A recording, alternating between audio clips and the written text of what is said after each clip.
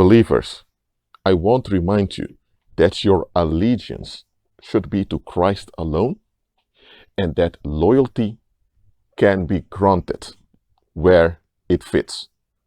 Allegiance implies that you yield yourself completely to someone. That's what allegiance is. Loyalty is when you invest in a goal or in an individual and you don't withdraw your investment. That's loyalty. Now, allegiance and loyalty are similar, but they're not the same.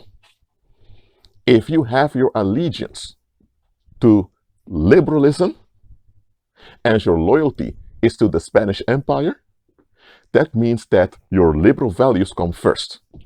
So it can be, because this happened in the 19th century, that you are loyal to the Spanish Empire and a Spanish citizen, but because you have your allegiance to liberal values, based on your liberal values, you agree with the independence of the Spanish territories in Americas, even though this goes against your loyalty to the Spanish Empire. So your allegiance goes first. Loyalty comes second. You can have multiple loyalties as long as they don't contradict one another. For example, if you're loyal to the Roman Catholic Church, you can also be loyal to Mexico, the place where you were born. You can also be loyal to several charity organizations. You can also be loyal to liberalism. You can be loyal to many stuff as long as they don't contradict your allegiance to the Roman Catholic Church. Okay? So someone's allegiance is where their loyalties are birthed. Because the allegiance is the umbrella and the loyalty are the people that keep under the umbrella. So if this rain, you put on an umbrella, the umbrella is your allegiance. The loyalties you have are the people you keep on the umbrella. Because you can't keep everyone and everything on the umbrella. There's only limited space on the umbrella, so only those that fit under the umbrella you will allow, and only those that you consider important enough will you use your umbrella for. So your allegiance is the umbrella, that's overarching investment, and the loyalties are the projects or the people that are in harmony with your allegiance. Okay, so your allegiance should be to Christ alone, and you can be loyal to your homeland. You can be loyal to a corporation. You can be loyal to certain people. But here's the thing: because your allegiance is to Christ, that implies that all the loyalties you have should be flexible. That means whether you're loyal to your parents, or loyal to your children, or loyal to the community around you, or loyal to some business, or loyal to some ideal, whatever it is, you must be flexible in it. Because the moment our loyalty turns into an allegiance is idolatry. The only one that deserves our allegiance is Christ. Only Him. Everything else can get our loyalty, and to some extent, you should be loyal to certain things around you, but only if the conditions are Christ-centered. For example, you can be from Australia, for example, and you're loyal to the community of Australians around you. But here's the thing: you have your allegiance to Christ. So the moment the Australian community begins to demand things from you that requires you to go against your own well-being, just to appease the people around you, then you should realize, no, I can't do it. For example, because you have your allegiance to Christ, you're for male and female sexual harmony, which is God's design. And because you're born in the Australian community, you have a loyalty to the Australian community, because when you were a little baby, it was the Australian community that looked after you. Okay? But what if you realize that in the Australian community now, they're embracing sodomy? And it goes so far that if you don't agree with sodomy, they turn on you. That loyalty you have to the Australian community where you're from should cease the moment they insist you to agree with danger. Doesn't mean now that because you cease your loyalty to your homeland, whether it's Australia or Chile or whatever, that you intend to harm them or that you neglect them. No, it simply means that your investment is withdrawn. Because to further invest would only bring you and others in harm. Okay?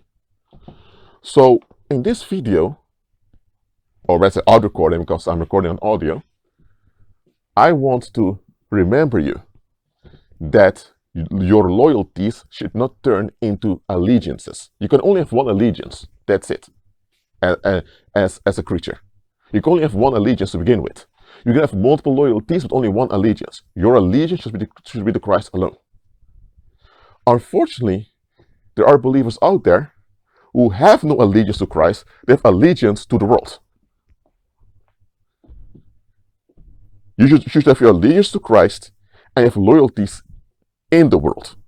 You're not of the world, but you're in the world. So as long as you're in the world, you'll have to be loyal to some stuff that are around you. But your allegiance is to Christ, not to the world. And now, when you have a loyalty that becomes obsessive, it's already turned into an idol. And listen to what I'm saying. When you are too loyal in this world, whether it's to someone or something or to a group of people, it will cost you. It may even endanger you. I've already spoke about the Apostle Paul. The Apostle Paul was an Israelite and he had this patriotism for the Judean people. Because Paul understood prophecy that is from the Judeans that salvation will be brought to the rest of mankind. So in Paul's mind was, okay, if Christ himself said the salvation is from the Judeans, and the Judeans are the ones that the Most High will use till the end of times to bless the human population, that means that even though there will be believers from other ethnicities, it's the Judeans that the Most High will use to lead mankind. So Paul's reasoning was, I'm an Israelite, I'm related to the Judeans, I speak the same language, they are my people, even though they are from another tribe. You know what? They are my people. I need to go to the Judeans. I need to go to the capital, Jerusalem, to convert them. Because when they're converted, the rest of mankind will be blessed. That was Paul's reasoning. Paul was patriotic. But here's the thing. The generation of Judeans back then were reprobate. So the Most High intended to wait till a later generation of Judeans will be born. And from that later generation, there will be more believers, and the Most High would use them to continue his plan. But Paul, who was alive then, only saw the fact that Christ would use the Judeans to bless the world. But here's the thing. Christ was already using Judeans, namely the other apostles, to do the work. Okay? Paul substituted Judas. Okay? Because Judas killed himself. So the work was already beginning, so he wouldn't mind if another 20 or 40 years would pass before more Judeans will be sent out into the world.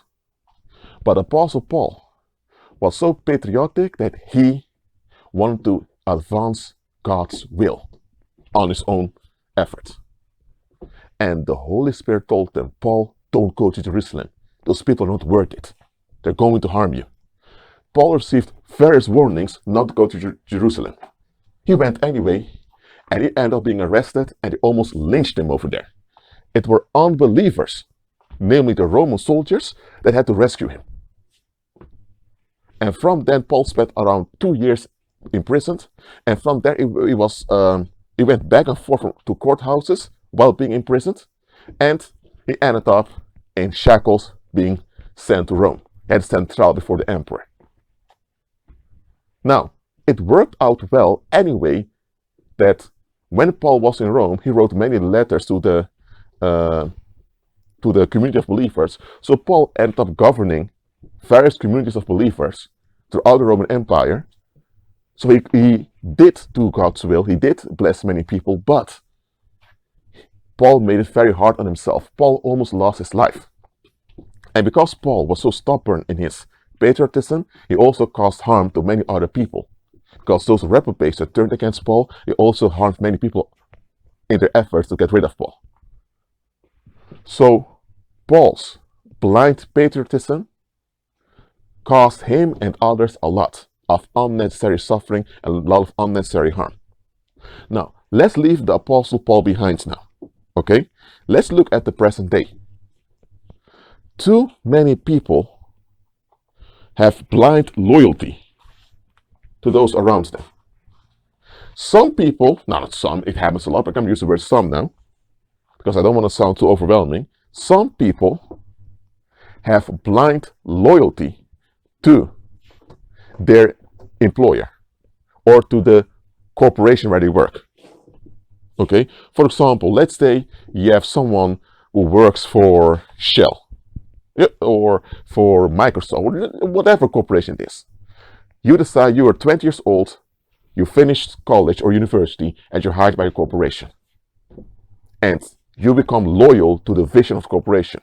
If it's a car business, you dedicate yourself to produce the best cars possible for customers. If it's an oil business, you comply with that vision. So you want to be a loyal employee and you invest in what your employer wants of you. Eventually, you promote, you become a manager. You even get higher, you get a position just below the CEO. And you're dedicated to motivate the staff. But then one day, you're fired. What happened? There's a reorganization going on. And in this reorganization, many of the departments have to close. And your department became unnecessary. And why did the reorganization come? Because the private owners of that corporation, they want to save some money because a lot of their wealth was wasted on all those many departments. So you just get a thank you letter with some flowers and then you're out. And the corporation continues after the reorganization and everyone forgets about you. And there you are. You are without a job. You're in your 40s, approaching 50s. You're considered outdated by many employers around. Now you have difficulty finding a job, and you're about to become homeless also because you can't continue to pay your mortgage. Your marriage is in trouble now. You might get a divorce. And here's the thing: because you had blind loyalty to the corporation, you didn't realize that the wife you were married was not even that loyal to you. She was only there because you were a successful man and she could benefit from it. So even the children you had with her see that mom is not really loyal to you. So the children are less shocked by the divorce than you are. So you wanted to be a loyal employee and a loyal husband and a loyal father. Those loyalties are good in themselves. But because you had blind loyalty to those things, you end up being trapped by them and it was used against you. It happens often that people end up homeless after being dedicated to their employers. One day, the boss is out of his mind and he takes it out on them and they defend themselves and they're out. Or one day, people at workplace turn against them and they're gone. So you had all this loyalty to something that could replace you. And here's the thing. If you're in a construction where you can be fired, it simply means that you're only there based on a condition they can benefit from you. That means that they already have the intention to replace you the moment you can't benefit them anymore. Why would you be loyal to something that has already decided to replace you when it can't benefit from you anymore? Why would you be loyal to something like that? But that's what a lot of worldlings do, because that's what society expects of them. Because their allegiance is to the world, now they put up with what society expects of them. Because if they would look at the bigger picture, they would realize, well, hold on a minute, this is a corporation. I don't own this corporation. I'm only working here. So I'm delivering labor to make things work for them. So I'm sponsoring them. That means that the day they don't need me to sponsor them anymore, they can just kick me out. So why would I invest and rely for my future on a construct that can kick me out anytime they want when they don't need me anymore? Nobody in the right mind would do that, but that's what worldlings do. Okay? Now, let me go to another example. A lot of folks have blind loyalty to their own ethnicity. Okay? For example, how many white women are raped and killed every year? I don't ask you to look for statistics. The reason I ask this question is because it's something that goes on. It happens so often that white women, often young women, are vandalized and murdered by their lovers, of their ex-boyfriends or their current boyfriends or their husbands. It happens a lot. Now, if it happened only once in a while, then I could understand that the world would develop a tolerance against it. But if it happens all the time, if it's a common pattern, then people shouldn't get used to it. So, if you are a white woman and you're loyal to your ethnicity, you want to please people of your ethnicity by bringing forth more of your ethnicity, so you want to marry a white man to bring forth more of your own, fine, there's nothing wrong with that.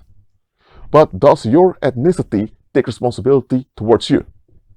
Are they dealing with the men they bring forth?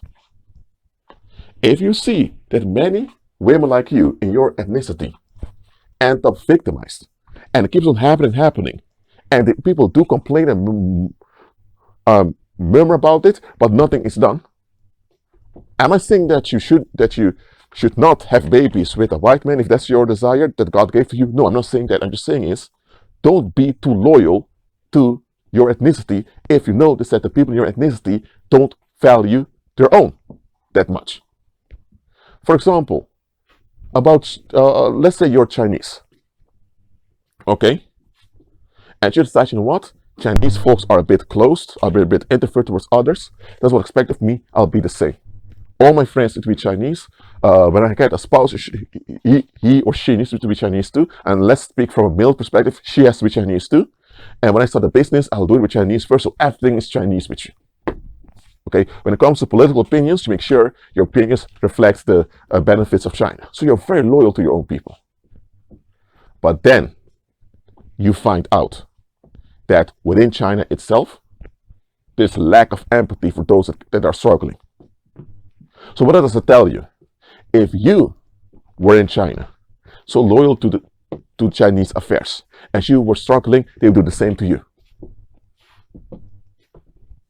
And then you look at it, you have many Chinese criminals who often extort and exploit other Chinese people. So those Chinese criminals expect you to be loyal, so loyal that you allow them to extort you. So you're not allowed to call the police if a Chinese guy robs you or threatens you, because that would be snitching.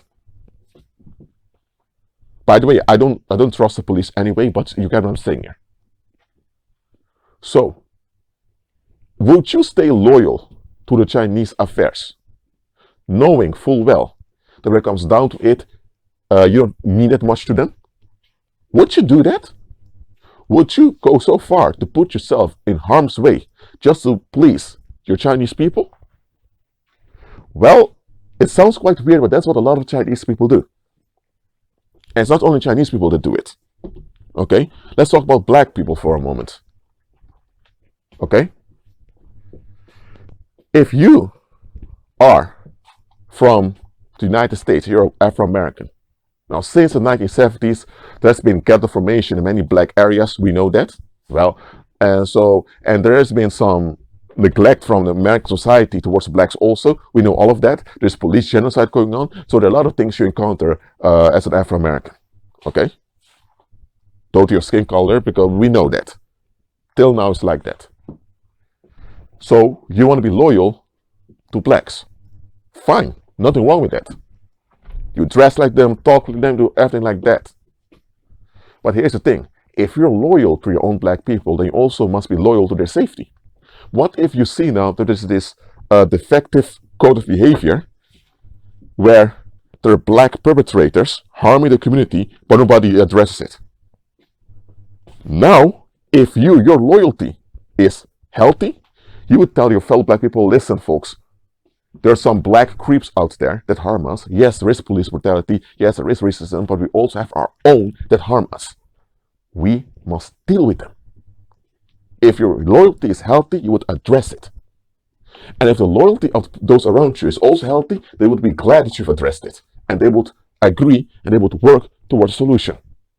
But if your loyalty is blind, then you're requested to keep your mouth shut and just continue going. So what if you decide, you know what? Why are there so many black creeps around that harm us? And why do we tolerate it? And then you figure out that the parenting styles amongst Afro-Americans are a bit abusive. And in some cases, extremely abusive. So that's why, as a people, you realize that your own people are used to being mistreated at the hands of their parents. So now you realize, oh, because we're mistreated as children and we got used to it, now that that happens by our own people in general, we often don't notice it because we have a high tolerance for it. And this high tolerance is not healthy, it's defective. So the parenting styles also need to change in your community. If you have blind loyalty, you might end up addressing these issues, not realizing that some of your fellow blacks may not want to hear it. They may pretend like they want to hear it, but they don't want to hear it. So you may end up endangering yourself by casting your pearls before swine. And before you know it, some other black creep takes you out. What happens? You had blind loyalty. And blind loyalty will never end up well. Never. So, let's say now you are right wing. You are a Republican. And why you're a Republican? Because your grandfather was a Republican, your parents were Republicans, so everyone around you was a Republican. And because you want to be at harmony with other people, you become a Republican too. And you think, you know what? The values of personal responsibility, hard work, work ethic, it sounds very good to you. But then you look at the reality and you realize, well, hold on a minute. Many of those Republican people have been voting for policies that don't benefit them. And you realize that, hold on a minute, hard work, work ethic, but those corporations that also claim to be conservative, they have bailouts. Yet they tell you that everyone needs to work hard and take care of themselves. But when those corporations are in trouble, they bail themselves out at the expense of their employees. And then they'll say, well, that's just how capitalism works. And now you can think, well, hold on a minute. We are just vulnerable creatures, human beings. So we need to have some type of bailout when things go wrong with us. Why is it that we say that bailouts in a form of welfare is a liberal thing of the left, of Democrats? We don't do that because that doesn't work well. But the corporations we serve from 9 to 5, they do have bailouts. So now you talk to your fellow Republicans around saying, but folks, what is this about? You address the issue. If you have blind loyalty, you will address it in hope that they will listen and that things will get better. But what you don't realize that many of them are in toxic denial. They're just delusional cowards.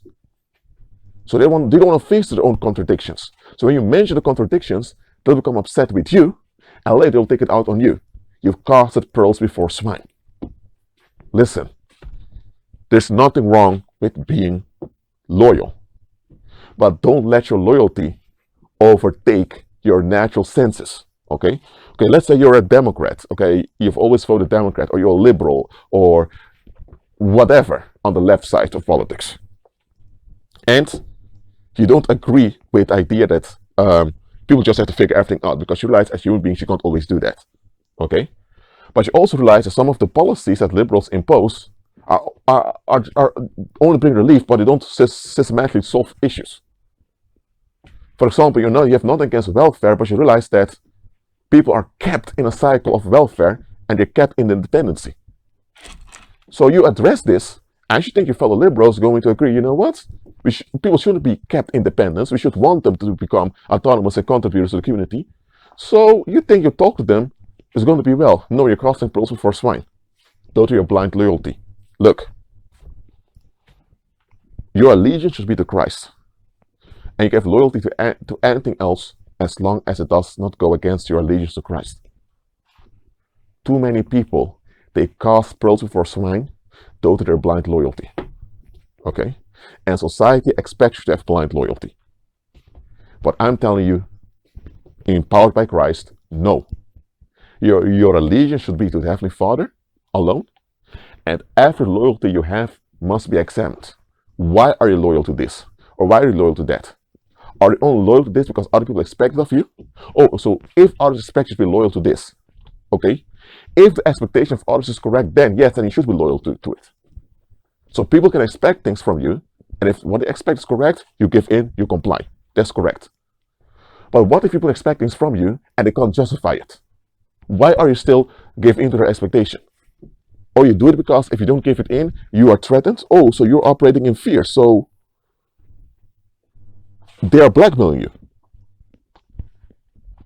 That's how we need to examine stuff. Or it can be that you became loyal to something and that you can explain why you're loyal to it. It can be that you support a political candidate, and when people keep asking you why you support a candidate, you can't really explain why. And then eventually, when people keep pressuring you, say, well, at least I can't stand that other political candidate.